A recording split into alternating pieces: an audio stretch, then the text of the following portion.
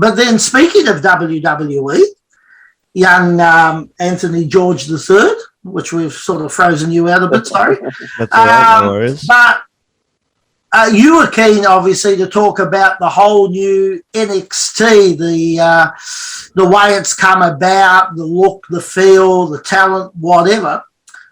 Do you want to kick us off on your initial thoughts on when you heard it was changing and that Vince and Kevin Dunn had taken over from Triple H and Shawn Michaels through to what we've seen on the first couple of episodes? How you viewed it and what your thoughts are on it all as a younger viewer of the product? One word that came to my mind was why. Yeah. That was literally all. I was like, why? You've had NXT in Triple H's hands for a good decade, maybe less than a decade. Yeah, be about that. And you go, look, I'm all for it, having a revamp. You know, some things need to be revamped from time to time. Absolutely. But to literally phrase out Triple H and Shawn Michaels and have Vince come in and take it over, considering with what he's done, like I've mentioned this in another episode, considering what he's done with not only Raw and SmackDown over the past few years. Mm-hmm. And look, I can be hypocritical, I can be obvious, but it was just like from the point of the rebrand, I was slowly getting back into watching NXT. Like I'd watch it whenever it popped up on the network. I'd be like, oh, why not? Yeah. And then I stopped watching it for a bit, and I heard the revamp was happening. I'm like, why? Just why? I think the answer was it was getting beaten by AEW in the same sort of time slots. So I think the first thing they did was they changed the day. They brought it forward a day. Yeah. With the hope that, you know, that might sort of stabilise things a little bit. Yeah. But I don't know that they gave it that much of a go in the new time slot, though, did they? It was more that they put it on the new time slot, and then within like a week, within like a month later, like, look, we've got to rebrand it. It's going to have the colourful logo. The arena's going to be a lot brighter. And then they got rid of X amount of talent that was still on TV. And then they're like, I'll be honest, like I didn't understand when our own Bronson Reed held the North American Championship. Yeah. I didn't understand why. Like a few weeks after that, they had him drop it to whoever he dropped it to. Because I'm like, you've given him the title, you can run with that. Yeah, look, they made some wholesale changes to their roster, you know, all over. Look, some I wasn't surprised to see go because they were just list cloggers, as we say in the footy here, and they were never probably going to be getting the time or the push, and they had too many on the roster for a start, which is stuff we've spoken about before. Yeah. But Bronson Reed surprised me. I thought they actually had something there, and not because he's, you know, one of our boys, like an Aussie and that, but look, he's a big guy, and they don't have a lot of really big guys, but a big guy that could move. Apparently he was saying that they said he didn't smile enough. But he said, look, that was something I can easily fix. He said, yeah, I can smile. He said if it was my technique or I wasn't any good, that might be a bit harder to fix. But if it was just because I didn't smile enough, then that's something that's easily fixed, which, yeah, I'd agree with. And he was young talent, if they're going down the whole young talent path. But that one didn't make much sense to me at all. Like the others did kind of make sense because you barely saw them on any form of their television program. They were just in the back, or probably even at home, most of them. But like,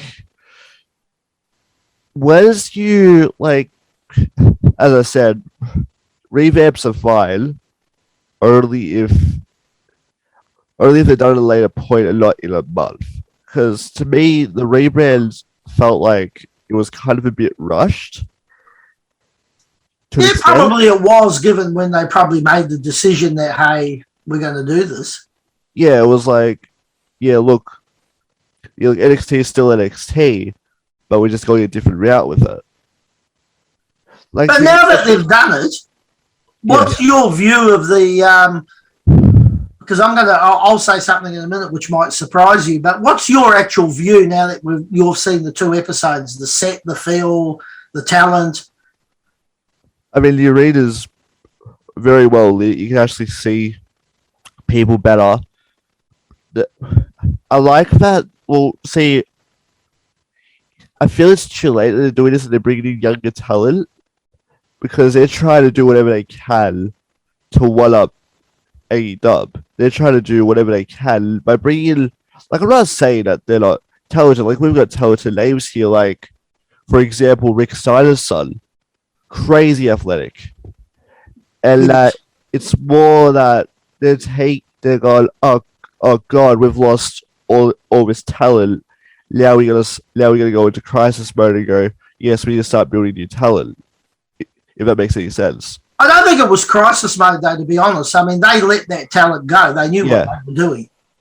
They obviously had a plan to get rid of X amount of the talent they had, because apparently the theory was they want their own homegrown talent, so to speak, and not, people from other federations or who'd come in from Impact or TNA or wherever. They wanted their own homegrown talent. So it was a bit like getting rid of all of that and starting fresh. I sort of understand why, but a couple of the decisions don't make sense. But again, we don't know what goes on behind the scenes.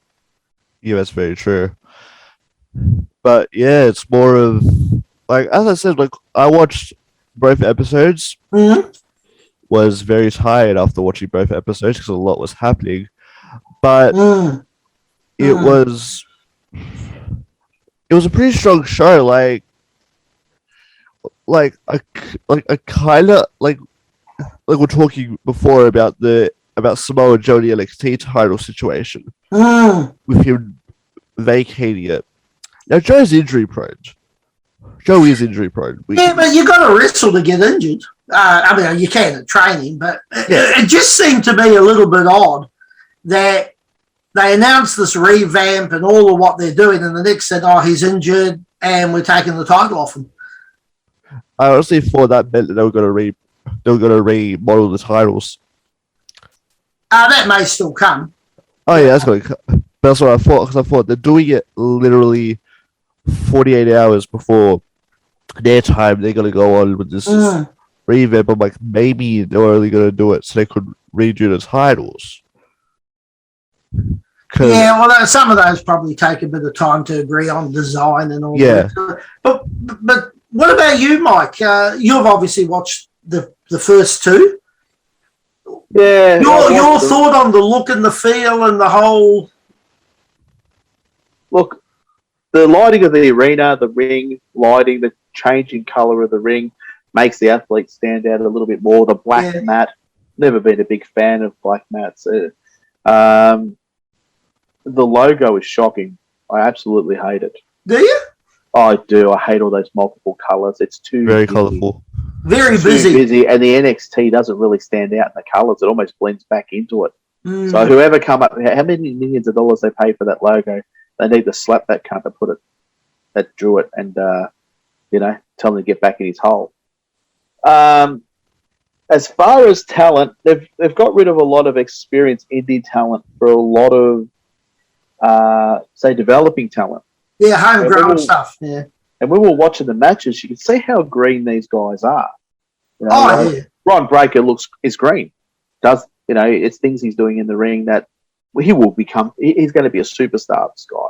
He's I actually quite like the look. He's got. See, a lot of it, with the wrestling, sometimes the first thing is the look. Do they look the part? Do they sort of act the part? Whatever. And as we were talking before we came on here, his promos are exactly like his Uncle Scott. Yeah, of course, he's the son of Rick Steiner. In ring, he took I think it was a neck breaker. sold the back and the ribs. That stuff takes time to learn how to, and he looks green. The other guy, Von Wagner, right? Looks green. When he works, he looks green. He looks like somebody that's just come out of wrestling school, maybe had a handful of matches. And at that level, what is NXT? Is NXT a development show, or is it part of the main rosters? This is the other thing. They've never really understood if NXT was a development company, why are you even hooking it in with the rest of the Raw and SmackDown? I think it's a development / feeder. Yeah, I agree. If you're trying to fast track some of these guys, somebody like Bron Breakker, Von Wagner, guys like that, they're the two that that come to my mind straight away. They're going to need 3 or 4 years, really, to understand to make it to that top level. And if anything, they're fast tracking these guys, and then that affects how they work and their ability of being professional in the ring later on. Although they are surrounding them with experience, but not necessarily experience from the main rosters. And when I say that, you sort of got someone like an LA Knight who is obviously very good. Very good, LA Knight. Ciampa, the champion at the moment. Ciampa, Yeah, he's good. Yeah, Pete Dunne is really good too. Yeah, of course he is. And the other guy is Holland. Yeah. The English, big guy, green as hell. Yeah. To me, this reminds me a bit like the Van Hammer. Remember Van Hammer? Oh, yeah. Right, they brought in this guy that looked amazing, fast-tracking through the system at WCW from out of their power plant. Right? Because this is basically what's happening. It's a bit like at WCW where they were using the power plant to track these stars. Yeah, very much Goldberg and everything. And he was shits. Right? Right. So, I think that them completely dismissing the indies is wrong. I think they need to still look at the indies because there's talent on the indies. Of course there is. And even if that talent is not what they consider to be Raw and SmackDown talent, you can still put them in against these guys like Bron Breakker, Von Wagner, Holland, which they'll improve a lot quicker than wrestling each other. There's only really a few really experienced guys that are left on there with Kyle O'Reilly, Ciampa and Pete Dunne, LA Knight. Grimes. Yep. Grimes. I don't mind his character. I actually quite like him. Yeah, they're the experienced guys. I think that if they're going to bring in a whole lot of inexperienced guys, they still need to look for a couple of guys more that can feed these other guys through. And I thought the other interesting thing was, and I still don't actually understand it, but like Mandy Rose going back there. I think maybe that might be the idea of the try and WWE the girls have got in there.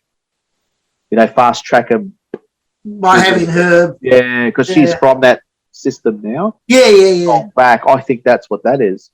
But that would have been a perfect place to put a Ruby Riott. Oh. You know what I'm saying? Yeah. Instead of getting rid of Ruby Riott, why would you not send her to NXT? Yeah. As I said, there's a few of those people that got let go that's surprising. We were talking about Bronson Reed as one. Ruby Riott's definitely another one. Adam Cole, I don't think they really valued him. And I think that he was too much of the indie style that Vince and that didn't like. Probably. The reports that I heard, even from out of Triple H, and that they couldn't get rid of that indie style of all work rate, no storyline style of working. That he couldn't get rid of it. They'd always wanted to. So I don't think he fitted their system, But when you look through the matches that there was, B-Fab. What else was there? B-Fab as a whole heap of guys. What was the other guy? Odyssey Jones. He's another unique fella. Isn't he? He's a really big guy, sort of almost a Mark Henry type guy, but very agile. And I actually don't mind him. I don't mind him at all. Like Keith Lee is another guy. I don't like Keith Lee's promos, but Keith Lee as an athlete is very good. Yeah. His promos are terrible. They suck. Yeah, I don't know what they're going to do with him. Well, the story was that Adam Cole was going to be his manager and he was going to turn heel. Why would you turn Keith Lee heel? Yeah, well, Adam Cole reckons he knew nothing about that. Well, I don't know. Story, so who knows? But, you know. But, yeah, Keith Lee, I think they could do a lot with him. I just think they don't know what to do, but I think there are opportunities. I mean, he could be another Mark Henry type. That's the biggest problem with WWE. Nobody knows what the fuck is going on. Yeah. That's the truth. Nobody knows. Yeah. Nobody honestly knows. I think that they need to look at, once again, their management structure, right? And say to people, look, you need to step out and let somebody come in here to run this thing that knows what they're doing. Well, we actually spoke on another edition of the show that we do, but I think it was a couple of weeks ago when we were, and I was reporting that Raw about 2 or 3 weeks ago, 2 hours before the show went to air, they still hadn't finalised everything. They said that it was absolute bedlam. No one had ever seen Vince as angry and as loud. The whole day was creative, and they couldn't settle on the show. The matches that were announced didn't actually end up going ahead.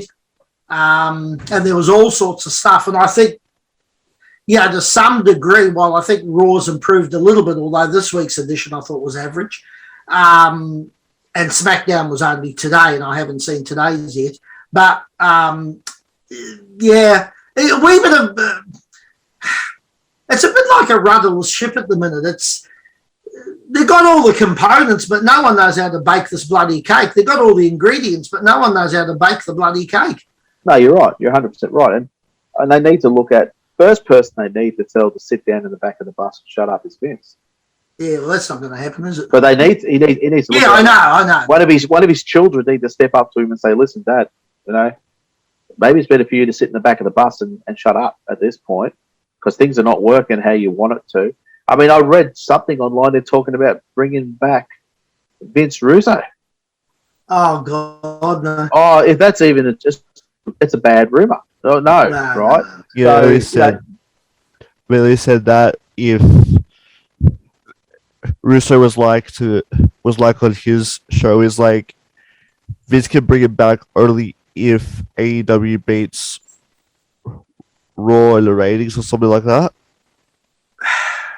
But see, the funny thing is, and it's a bit like, politicians and stuff like that. If someone can't do it, or they've proven that they're a problem or whatever, why keep swapping them around the deck chairs on the Titanic? There are plenty, and I mean plenty, of great wrestling brains out there that could come in, fresh ideas, and do something. If you just keep going back to the same 2 or 3 people, a Bischoff or a Russo or not necessarily as much a Heyman, but those sorts of people, or a John Laurinaitis or a Kevin Dunn or a Pritchard, who year after year after year have not made any great difference.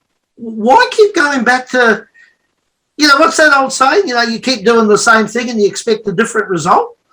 Yeah, well, it's the first sign of madness, isn't it? Yeah, like at some point you're going to have to. It's a bit like here in our footy. They occasionally you get sacked at one club and then they pick you up at another and you don't do well there. And they say, oh, but he was always a good coach and he goes somewhere else. But then they bring in, and the greatest example of that, for people in Australia would be Alistair Clarkson when he got appointed. Everyone went berserk. Who's this guy? He's never coached. He's not this. He's not that. And now he's the best, most successful coach of the modern era. That's right. And look at his proteges. They've all won premierships or been in the finals. Well, that's what really WWE's got to do. Yeah, they need that's to find exactly a right. new That's coach. the analogy, they need to find, Like I said, Vince needs to step out. You got great guys out there like Gabe Sapolsky and the list goes on and on that were really good bookers. Yeah. ROH and that kind of thing. They're really good bookers. They could come in and give it a fresh turn.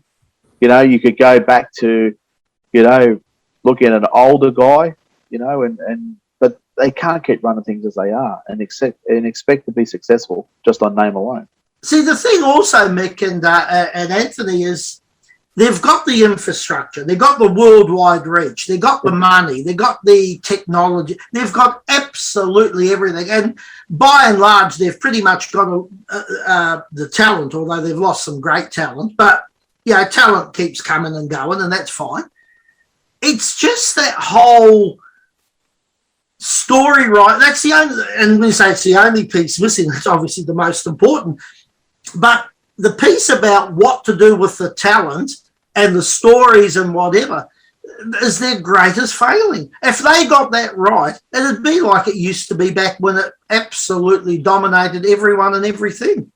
Well, that's right. I mean, The Undertaker, Steve Austin, not so much The Rock, but all these guys developed out of that network.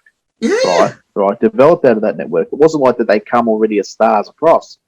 Mankind, they come in and were developed there, right? So, but you need the right people writing the show and the right people understanding how the show needs to work for the current market to create the right characters in the right situations to get the character over and grow the audience. But surely if we can see that over here as very, very small-time people in comparison, can't they? Well, I mean, imagine if you were running a show and somebody said that your show is crap, we're just going to take that, always negatively. As management, as we're both in management, we have to review things all the time.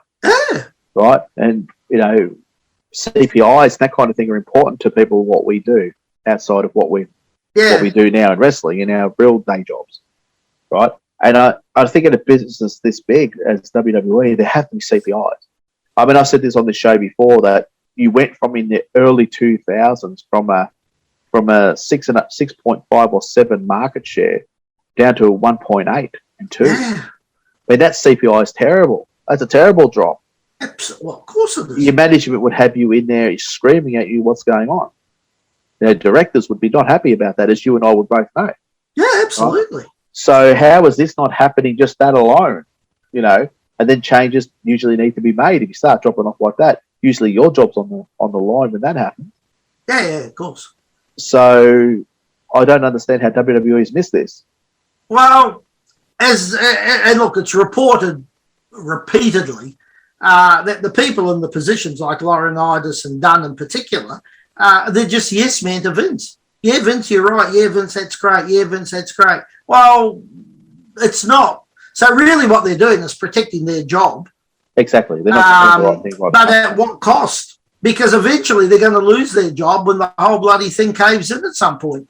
That's right. And that's why Vince needs to sit in the back of the bus. Yeah. That's the reason why. Now, whether it's Shane, whether it's Triple H, whether it's somebody, but someone, whoever. I don't know. No, but I'm just saying it could be anybody else as long as it's not Vince, because Vince only believes what he says is right. I mean, you and I would go over for a year.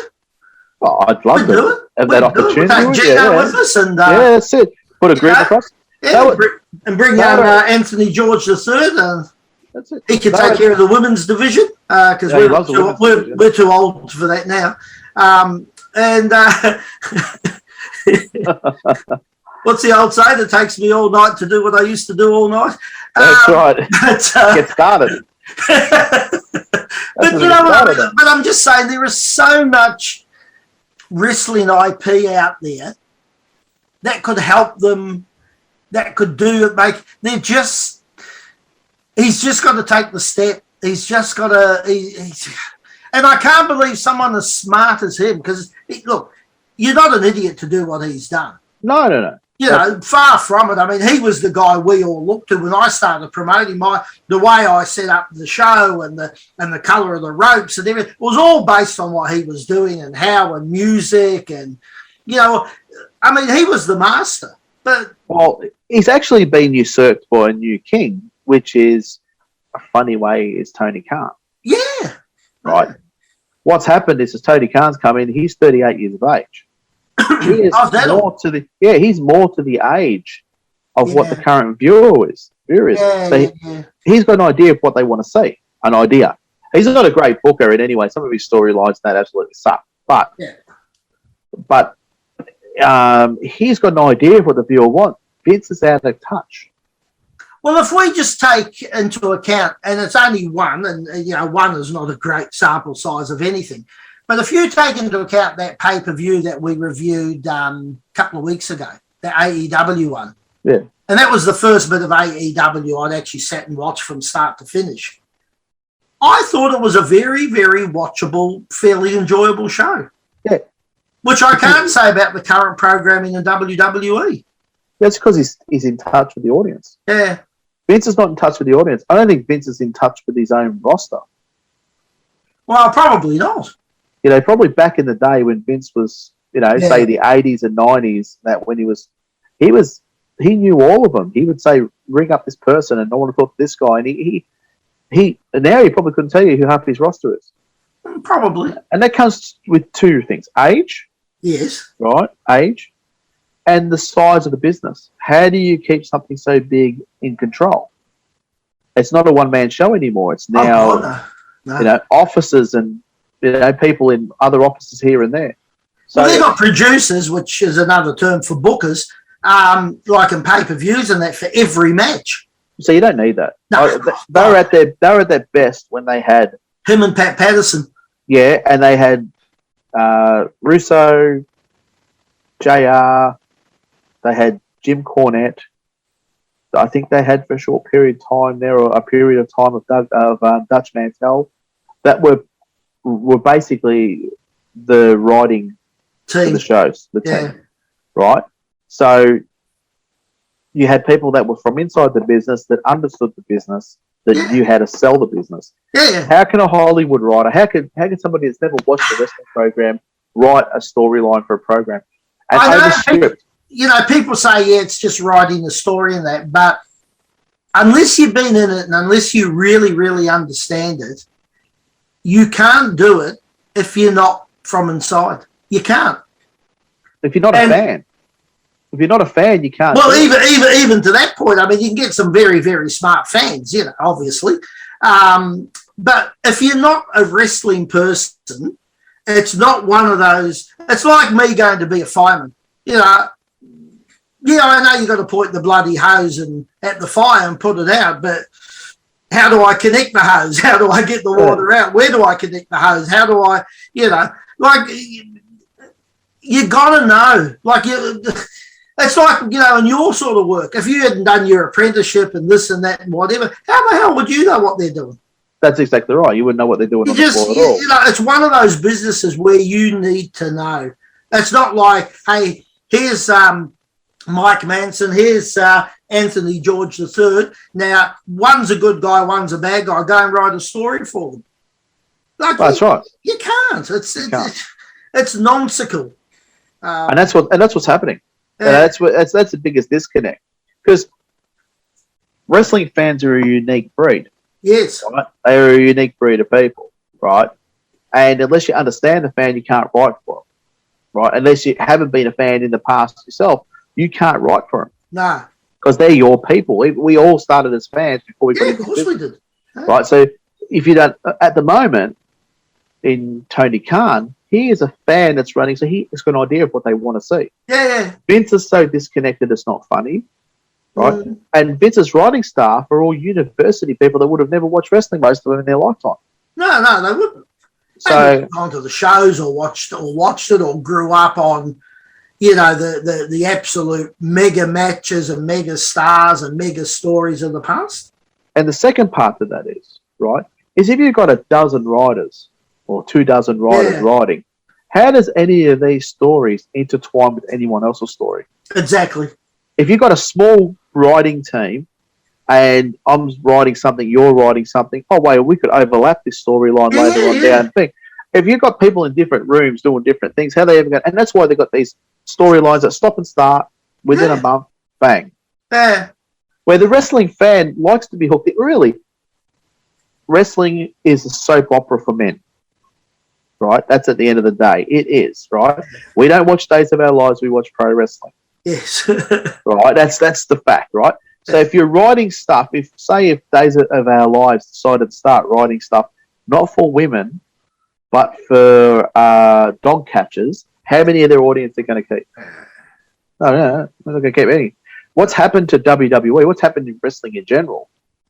Right, and WWE is the main thing. Is they started writing for people that don't watch wrestling, and then the wrestling people go, "Oh, why am I watching this for? It's got nothing to do with me. Well, I don't want to see a wedding." Oh, look, one every now and then or something, you know, just if it's because you got to have a little bit of variety, you know, and but in the main, because when they had that thing, was it Lita and Kane and whatever? I mean, the way they did that, but they always end up in a smudge. That's how it should end up. The heels over. They had the whole wedding the other day. Yeah, and everybody was happy, and you had heels sitting next to faces, and the heels were kissing the faces, and what the fuck? In all honesty, right, that kind of shit, unless it goes pear-shaped, doesn't work. No. You know, the Savage and Miss Elizabeth that went all the way through, and then he got bitten by a snake at the end of it. That was the best part of the whole wedding, when he got bitten by the bloody snake. Right? And that was to line up Jake Roberts' feuds with him. Yeah. Right? So, you know, when I see some of this shit that WWE puts up, it's just ridiculous. You know, the Stephanie McMahon and Triple H, the test wedding when she was going to marry Tessa, and the screen up, and he's already been married, and she's passed out in the car and the drive-through. Yeah. Perfectly. Brilliant. Yeah. Because it never happens. It's only just to get from point A to point B. Point B. It's a connector. Yeah. Yeah, not that they're going to be now loving and married relationship. And that's on their first show of their new brand. So if you've never watched this show before, and you had no idea who the two people were they were talking about, right? Then that wedding means absolutely bugger all to you. You know? But look, I must say, and we've sort of probably got off the subject a wee bit, and we are almost pushed for time, but my initial view of the 2 episodes of NXT, I don't mind it, to be honest. I like the look and the feel. I like the fact that there's some, a lot of fresh new talent. I agree 100% that, most of them are as green as a cucumber, but they'll improve as long as they keep putting people around them. Like, last night you had that, what's his name? I can never pronounce the surname, Steiner's boy. Breaker. Yeah, that one. Yeah, they had him in the tag with Ciampa, so you got someone with them who can, a little bit. So that's fine, match them up like that, or if it's just a one-on-one, if you put someone like him against an LA Knight or something like that, just someone that can, in the ring, can call it a bit and help. Well, that's okay, because that's how they'll learn. His first match in against LA Knight, he beat LA Knight. Yeah, I know, yeah. Now, is that to create a bit of wow factor? Well, no, not even that, because, where do you go after you've beaten one of the top guys in your first night in? Yeah, he should have had an honourable loss. Where's the progression? Yeah. Where's the build-up? Yeah, he did an honourable loss. Yeah. Where he did really, really well, but at the end of the day, he just didn't have the talent or the experience. Speed on the ropes, or ref DQ or something. Why are you going to give him the win straight up? And that's not any problem with Bron Breakker, but it's bad for him, because where do you go now? Where does he go? One of the top 4. And now Ciampa, second match in, he's now tagging with Ciampa. And he's holding the belt and not wanting to give the belt back to Ciampa. So this kid's had 2 matches in. He's green as hell, right? You're not going to put a belt on him. Not at this point, right? You'd hope not. I hope not, right? So if he does go against Ciampa, or he does get dicked around, what does he have to do? It's already, it's a bit like Von Wagner, Wagner. Yeah. I think like your statement from a little bit before, like, and in 2 to 3 years' time, they'll be good. They'll be real good. But they're nowhere at the level at the moment. But the look and the feel, the way the arena is, like with the fans, it's sort of that half moon type seating type arrangement. I actually don't mind the look and the feel. The logo, I agree, is a wee bit busy, but, if that's the worst it is, that's fine. You could live with that. But, it's hard 2 shows in to have anything definitive, and we might need to, in a couple of months' time, have another talk about that brand. But you can sort of see what they're trying to do or where they're going now. It's all fresh, new, you know. They got to decide. Look, I agree with everything you have to say about the new venture. Yeah. They got to need to decide. WWE need to decide: is this a feeder development promotion, or is this going to be one of their number 3 or their big 2? Right? I think it should stay as a development feeder promotion, right? And do not try to interact with the other 2 and develop stars. If they're going to do that, you know, they can't give Bron Breakker opportunities at the top of the card when they're first coming in. Nah. Right? It just doesn't make any sense with booking, and it's not trying to hold him down. Not at all. You need for him to, as a face especially, to work his way up the card in with a resistance, so the fans get behind him to help push him up the card. Is he a bit too intense for a face? Like the way he's portraying himself? Again, that's experience, obviously. Yeah, and also too, I mean, his gear, his colour, his look, except for being intense, you know, he definitely, the colour of the gear in that is a face. I mean, he looks like he's a Steiner. Well, yeah, he does. He's a Steiner. Big time. Yeah. He's a Steiner. Well, he looks like a Steiner. Why don't they just call him a Steiner? That's what I don't understand. That's because of the name, the copyright of the name, because Vince holds all the copyrights of their names for merchandising and that. Steiner's legendary. I'd be happy to lose that. I agree 100%. Change the wording of the Steiner. Yeah. Surely there's somebody in there that can change 2 letters around and make Steiner out of 2 different letters in it. They did that with Rhino, got rid of the I and added the Y. The Y, yeah. Yeah, so there's not that hard to do if you really wanted to do it, right? But I think face, definitely, you know, I think he could definitely go his uncle's route and go as a heel, as a big bad booty daddy. He's definitely got all that going for him too. But at this point, his promos are exactly like Uncle Scott. Oh, yeah, for sure. But his promos, Scott's was always like that, even as a face. Yeah, even as a face. You know, it's only when he's his brother that they turned heel on him, right? But he shouldn't be getting that run straight at the top of the card. You need to put a young face. We're not talking a known face, a young face. Mm-hmm. You and I have booked young faces. You start them at the bottom of the card, and you get the crowd to sympathise with that face, and you allow the crowd to grow with the face as he goes to the top. Mm-hmm. And you do this over on a nice curve up, with a couple of ups and downs to keep the fans interested, and then you have him, 12 months, 18 months time going up against the best heels.